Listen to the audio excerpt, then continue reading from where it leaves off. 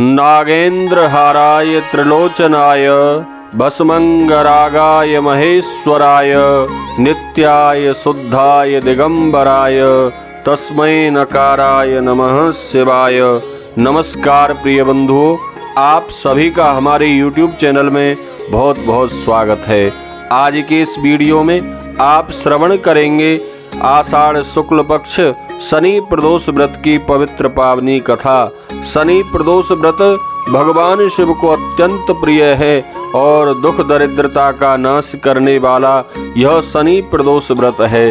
शनि प्रदोष व्रत में प्रदोष व्रत कर्ता को प्रातः काल स्नान आदि से निवृत्त होकर भगवान शिव के सम्मुख प्रदोष व्रत का संकल्प लेना चाहिए। संकल्प के उपरांत भगवान महादेव की सुबह के समय भी यथाशक्ति पूजा अर्चना करें। शाम को भगवान महादेव की विशेष पूजा करें।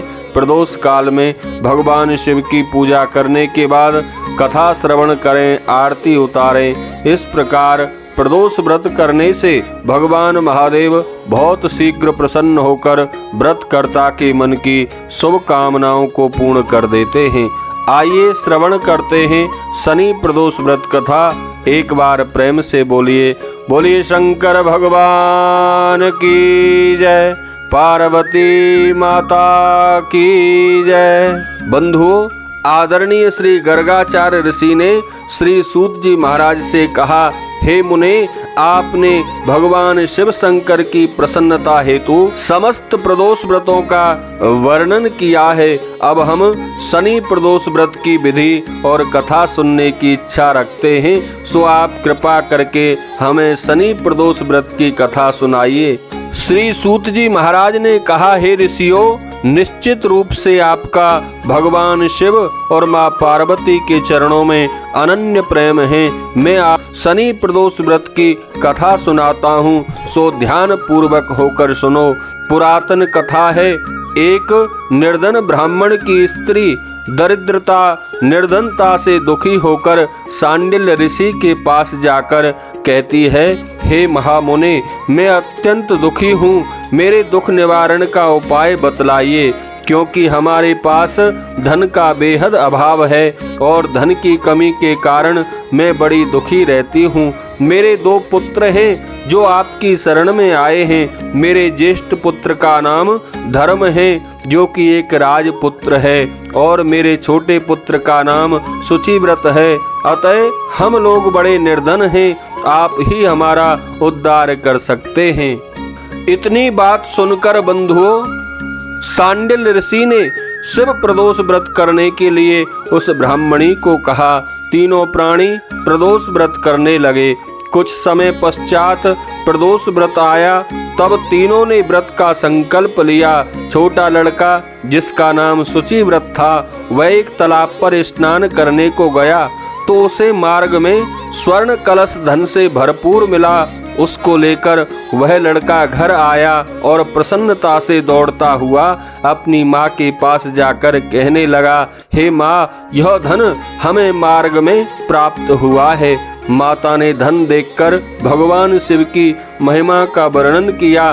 भगवान शिव का मन ही मन धन्यवाद किया और राजपुत्र को अपने पास बुलाकर बोली, देखो पुत्र, यह धन हमें भगवान शिव की कृपा से प्राप्त हुआ है। अतः प्रसाद के रूप में दोनों पुत्र आधा आधा बांट लो। माता का यह वचन सुनकर राजपुत्र ने भगवान शिव माँ पार्वती का ध्यान किया और बोला, पूज्य माँ, यह धन आपके पुत्र का ही है, मैं इसका अधिकारी नहीं हूँ। मुझे भगवान शंकर और माँ पार्वती जब धन देंगे तब ही लूंगा। इतना कहकर वह राजपुत्र शंकर जी की पूजा में लग गया। एक दिन बंधुओं, दोनों भाइयों का प्रदेश भ्रमण का विचार हुआ। बाहर घूमने गए, वहां उन्होंने अनेक गंधर्व कन्याओं को क्रीड़ा करते हुए देखा। उन्हें देखकर शुचिव्रत ने कहा, भैया, अब हमें इससे आगे नहीं जाना चाहिए। इतना कह शुचिव्रत उसी स्थान पर बैठ गया, परंतु राजपुत्र अकेले ही उन स्त्रियों के बीच में जा पहुंचा। वहां एक स्त्री अत्यंत सुंदर राजकुमार को देख मोहित हो गई और राजपुत्र के पास पहुंचकर कहने लगी, हे सखियों, इस वन के समीप ही जो दूसरा वन है, तुम वहां जाकर देख कर आओ। मैं यहाँ बैठती हूँ, मेरे पैरों में बहुत पीड़ा है, मैं और नहीं चल सकती। ये सुनकर सब सखियां दूसरे वन में चली गईं। वह अकेली सुंदर राजकुमार की ओर देखती हुई युवती बोली, आप कहाँ रहते हैं? वन में कैसे पधारे हैं और किस राजा के पुत्र हैं? आपका नाम क्या है? राजकुमार बोला, मैं विदर्भ नरेश का पुत्र हूँ, आप अपना परिचय दें। युवती बोली, मैं विद्रविक नामक गंधर्व की पुत्री हूँ, मेरा नाम अंशुमती है। मैंने आपकी मनः स्थिति को जान लिया है कि आप भी मेरे प्रेम में मुझ पर मोहित हैं। विधाता ने हमारा तुम्हारा संयोग मिलाया है। युवती ने एक मोतियों का हार अपने गले से निकाल कर राजकुमार के गले में डाल दिया। राजकुमार हार को स्वीकार करते हुए बोला, हे भद्रे, मैंने आपका प्रेम उपहार स्वीकार कर लिया है, परंतु मैं एक निर्धन हूँ। राजकुमार के इन वचनों को सुनकर गंधर्व कन्या बोली कि मैं जैसा कह चुकी हूँ वैसा ही करूँगी, मैं अपने वचन से नहीं हटूंगी। अब आप अपने घर जाइए। इतना कहकर वह गंधर्व कन्या सखियों से जा मिली। घर जाकर राजकुमार ने अपने छोटे भाई शुचिव्रत को सारा वृतांत कह सुनाया। तब तीसरा दिन आया, वह राजपुत्र शुचिव्रत को लेकर फिर उसी वन में जा पहुंचा। वहीं गंधर्वराज अपनी कन्या को लेकर वहां आया।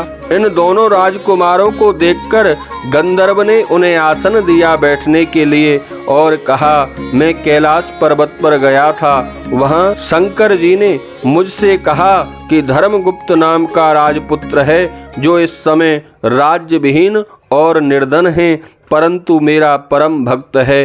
हे गंधर्वराज, तुम उसकी सहायता करो। मैं महादेव जी की आज्ञा से इस कन्या को आपके पास लाया हूँ, आप इसका निर्वाह करें। मैं आपकी सहायता कर आपको अवश्य ही राजगद्दी पर बिठा दूंगा।